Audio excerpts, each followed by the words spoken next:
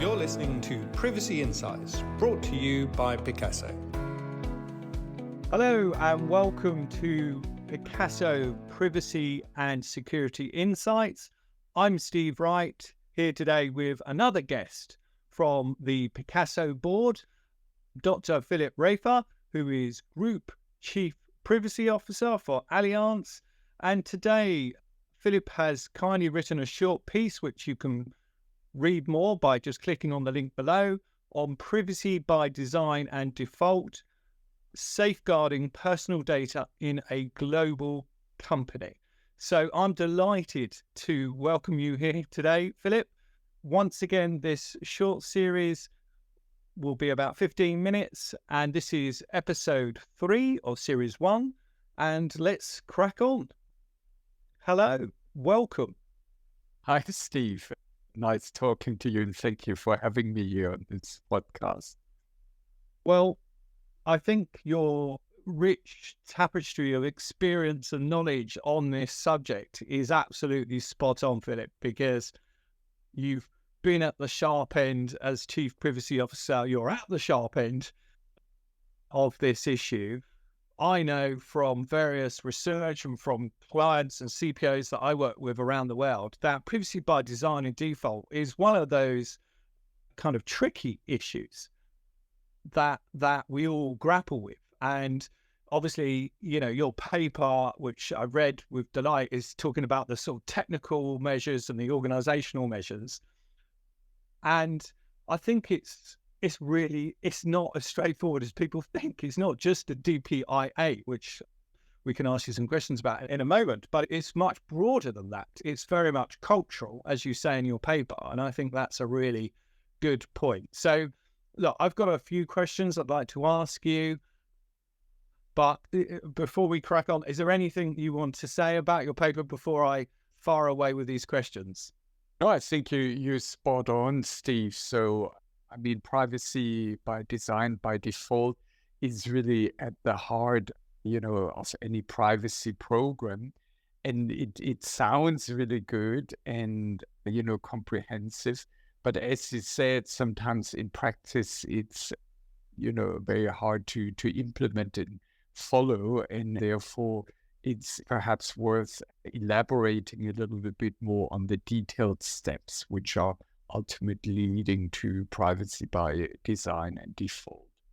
Yeah. And I'm assuming, Philipp, that this is very much part of your week to week, certainly, or month to month, where you're looking at some of these issues or advising the business, or your teams are advising. So this must be really relevant for you, I would have thought. Definitely. When we had GDPR already 5 years back, that's where we started implementing.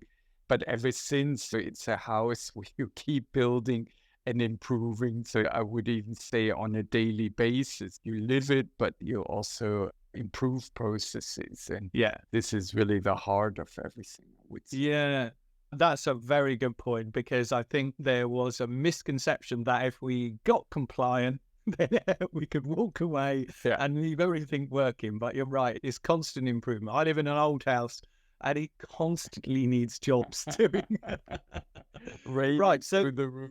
Yeah, exactly. And this is a good analogy for what we're talking about today. So first question then, Philipp, what is the major impact for privacy by design and default process caused by the increasing implementation of AI technologies on organizations? This is very topical.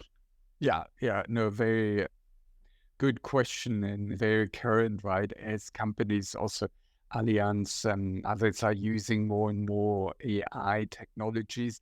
And I think it's even more important there. I mean, we talk a lot about AI regulation, but even now with all the privacy regulation, we need to do so much, right? We need to be transparent, have a legal basis for the use of data, avoid inaccuracy, bias, and discrimination. So again, that principle totally applies to the implementation of AI technologies. Yeah, that's great. Thanks, Philipp. So considering AI tools, essentially require different data sets to do the training on. We've got an ML AI project going on internally at the moment. So we're training the data and the algorithm. So how would you address data minimization on projects that involve these types of technologies? Yeah, that's the tricky questions, right?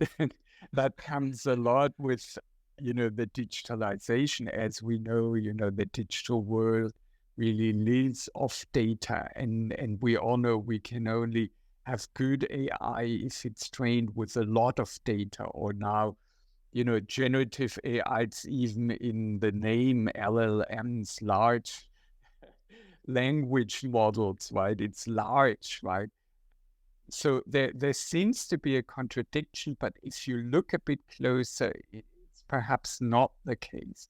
Because what we are also realizing, you can also limit the data here. And often I see that in my daily business, often pseudonymized or even anonymized data is enough. And you don't have to go, to the individual level. And I can give you a recent example from my practice. So we, as an insurer, we have to calculate life expectancy. And in many countries, this is an issue. There's not a lot of data there, right? But you have to got it right. Otherwise, you're not issuing the right contract. And their AI helps gathering data, are you a smoker? What are your habits? But all that data can really be gathered on a pseudonymized or even anonymized level. And that we've used to train AI and have great results without ever going into the details of personal data. So that is an example where we have AI trained with a lot of data, yet are observing the data minimization model here.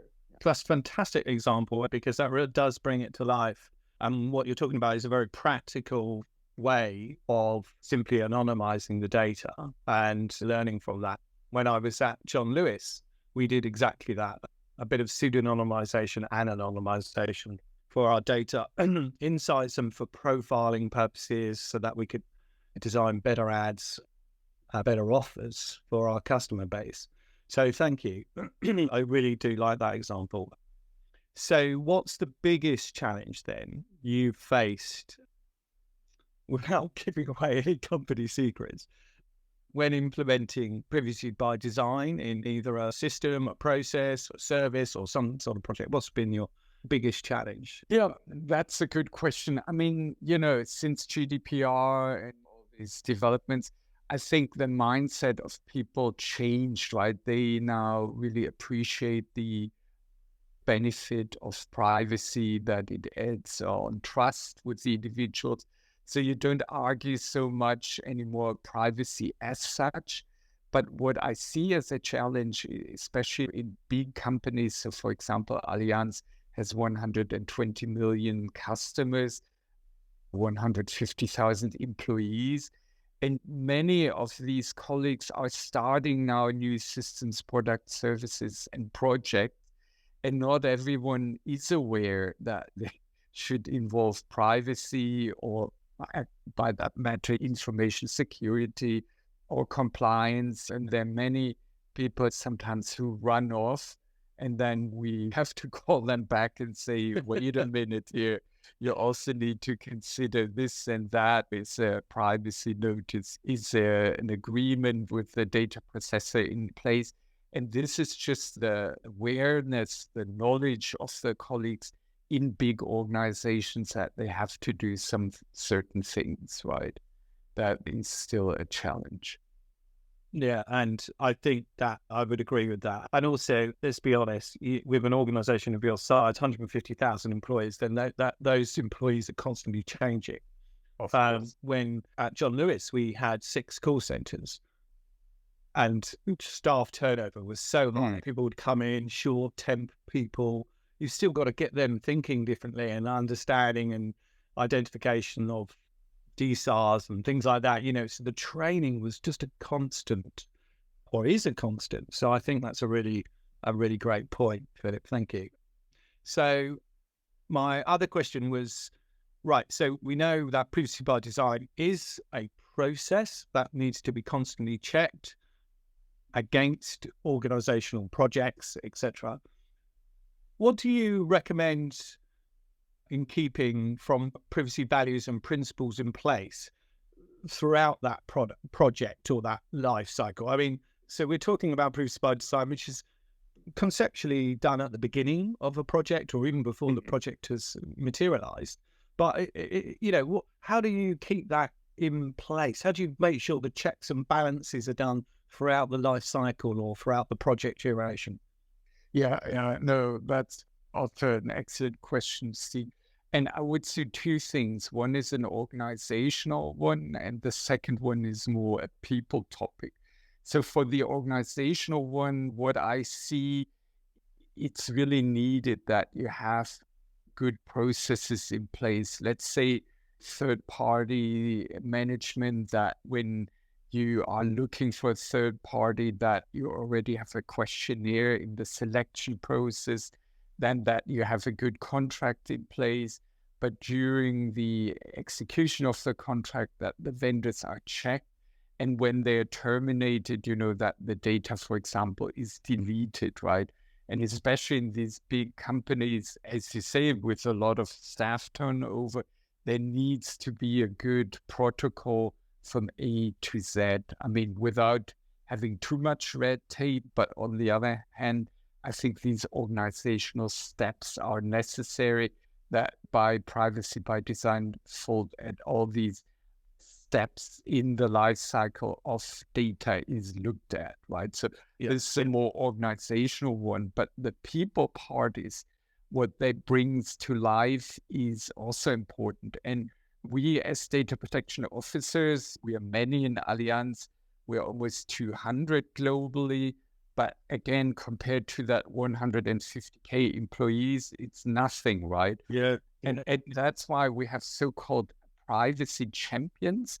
And these are people in the first line in the business, not doing this full time, but just being a little bit the data protection's ear, eye, and mouth, and they're being trained, right? And then they hear when there's something with data happening, say, oh, we need to check here. Do we have a legal basis, or do we have a privacy notice, or let's call the DPO, right? So this is more the people element, but just that you have your network of privacy champions in the business. And that's why, Philip, we're so grateful that you can give up time for such excellent causes as Picasso and do this podcast with 200 DPOs and privacy champion network. You must be a busy man. And these are, by the way, I should mention this, in Allianz, these are roughly 2,000 privacy champions. So it's big. Yeah. Okay. So that's probably the highest number I think I've ever come across. I thought I was pushing it with 200. John Lewis, but that's brilliant. Well, congratulations for that. There's the whole case study. We could probably do a podcast on that. But anyway, look, my final question, because we're now nearly 15 minutes, would you believe? So how do you ensure that those privacy professionals, those champions, those DPOs who are, or even not, just, the people who are involved in the system, the product design, the service development, how do you kind of manage to ensure that they're doing this, as per the protocol, or as per, what's your sort of checks and balances on that? How do you, and given the size of the network. Exactly. And that also ties together what you said in the beginning with the turnover. And, especially with these 2,000, it's a very loose network, and you can only keep that alive with constant interaction. So, my data protection officers, they at least have the obligation to meet once a quarter with their privacy champions, educate them and remind them what they have to do, or, latest developments.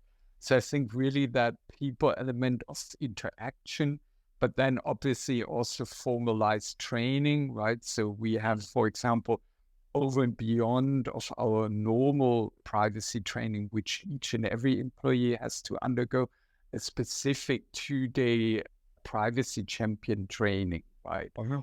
So, and that at the end, you then hopefully leads what I would also call a privacy culture then in the organization, where you have these experts, the DPOs, but also the privacy champions. And then at the end of the value chain, also each and every employee who's been trained, who's heard about the issue, and just thinking about it or thinking about whom to call is already enough then to keep it going at the end.